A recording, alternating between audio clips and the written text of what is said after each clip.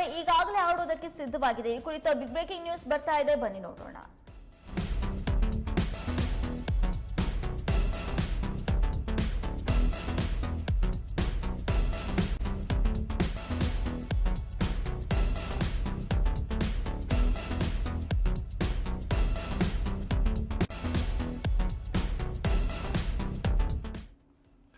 ವಿಶ್ವ ಚಾಂಪಿಯನ್ ಭಾರತ ತಂಡವು ಶ್ರೀಲಂಕಾ ತಂಡದ ಎದುರಿನ ಟಿ20 ಕ್ರಿಕೆಟ್ ಸರಣಿಯ ಮೊದಲ ಪಂದ್ಯ ಆರಂಭವಾಗಿದೆ. ಪೆಲೆಕೆಲೆ ಮೈದಾನದಲ್ಲಿ ಟಾಸ್ ಗೆದ್ದ ಶ್ರೀಲಂಕಾ ತಂಡ ಮೊದಲು ಬೌಲಿಂಗ್ ಮಾಡೋದಕ್ಕೆ ನಿರ್ಧರಿಸಿದೆ. ನೂತನ ಮುಖ್ಯ ಕೋಚ್ ಗೌತಮ್ ಗಂಭೀರ್ ಮತ್ತು ಹೊಸ ನಾಯಕ ಸೂರ್ಯಕುಮಾರ್ ಯಾದವ್ ಅವರ ಜೋಡಿಗೆ ಇದು ಚೊಚ್ಚಲ ಸರಣಿಯಾಗಿದೆ. 3 ಟಿ20 ಪಂದ್ಯಗಳು ಈ ಸರಣಿಯಲ್ಲಿ ನಡೆಯಲಿದೆ. ಟಿ20 ಮಾದರಿಯ ಉತ್ತಮ ಬ್ಯಾಟರ್ ಆಗಿರುವ ಸೂರ್ಯಕುಮಾರ್ ಯಾದವ್, ಯಶಸ್ವಿ ಜೈಸ್ವಾಲ್, ರಿಂಕು ಸಿಂಗ್, ರಿಯಾನ್ ಪರಾಗ್ ಮತ್ತು ಶಿವಮ್ ದುಬೆ ಅವರು ತಂಡದಲ್ಲಿ ಇದ್ದಾರೆ. ಆಲ್ರೌಂಡರ್ ಅಕ್ಷರ್ ಪಟೇಲ್, ವಾಷಿಂಗ್ಟನ್ ಸುಂದರ್ ಅವರ ಬಲವೂ ಕೂಡ ತಂಡಕ್ಕೆ ಇದೆ. ಸ್ಪಿನ್ನರ್ ರವಿ ಬಿಷ್ಣೋಯ್, ವೇಗಿ ಹರ್ಷದೀಪ್ ಸಿಂಗ್, ಮೊಹಮ್ಮದ್ ಸಿರಾಜ್ ಅವರು ಬೌಲಿಂಗ್ ವಿಭಾಗದಲ್ಲಿ ಶಕ್ತಿಯಾಗಿದ್ದಾರೆ. ಜಿಂಬಾಬ್ವೆ ವಿರುದ್ಧದ ಸರಣಿಯಲ್ಲಿ ನಾಯಕತ್ವ ವಹಿಸಿದ್ದ ಶುಭಮನ್ ಗಿಲ್ ಇಲ್ಲಿ ಉಪನಾಯಕರಾಗಿದ್ದಾರೆ.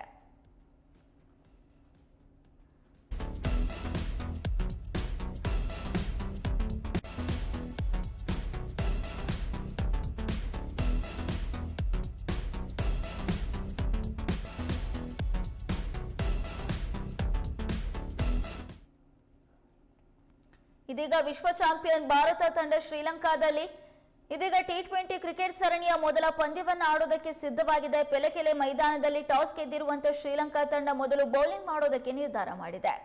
ನೂತನ ಮುಖ್ಯ ಕೋಚ್ ಗೌತಮ್ ಗಂಭೀರ್ ಮತ್ತು ಹೊಸ ನಾಯಕ ಸೂರ್ಯಕುಮಾರ್ ಯಾದವ್ ಅವರ ಜೋಡಿಗೆ ಇದು ಮೊದಲ ಪಂದ್ಯವಾಗಿದೆ. 3 ಟಿ20 ಪಂದ್ಯಗಳು ಈ ಸರಣಿಯಲ್ಲಿ ನಡೆಯಲಿದೆ. ಟಿ20 ಮಾದರಿಯ ಉತ್ತಮ ಬ್ಯಾಟರ್ ಆಗಿರುವಂತಹ ಸೂರ್ಯಕುಮಾರ್ ಯಾದವ್ ತಂಡದ ಜವಾಬ್ದಾರಿಯನ್ನ ಹೊತ್ತಿದ್ದಾರೆ. ಇನ್ನು ಯಶಸ್ವಿ ಜೈಸ್ವಾಲ್, ರಿಂಕು ಸಿಂಗ್, ರಿಯಾನ್ ಪರಾಗ್ ಅವರು, ಶಿವಮ್ ದುಬೆ ಅವರು ಕೂಡ ತಂಡದಲ್ಲಿದ್ದಾರೆ. ಆಲ್ರೌಂಡರ್ ಆಗಿರುವಂತಹ ಅಕ್ಷರ್ ಪಟೇಲ್, ವಾಷಿಂಗ್ಟನ್ ಸುಂದರ್ ಅವರು ಕೂಡ ಇದ್ದಾರೆ. ಇನ್ನು ಸ್ಪಿನ್ನರ್ ರವಿ ಬಿಷ್ಣೋಯ್, ವೇಗಿ ಹರ್ಷದೀಪ್ ಸಿಂಗ್, ಮೊಹಮ್ಮದ್ ಸಿರಾಜ್ ಅವರು ಕೂಡ ತಂಡದಲ್ಲಿ ಇದ್ದಾರೆ.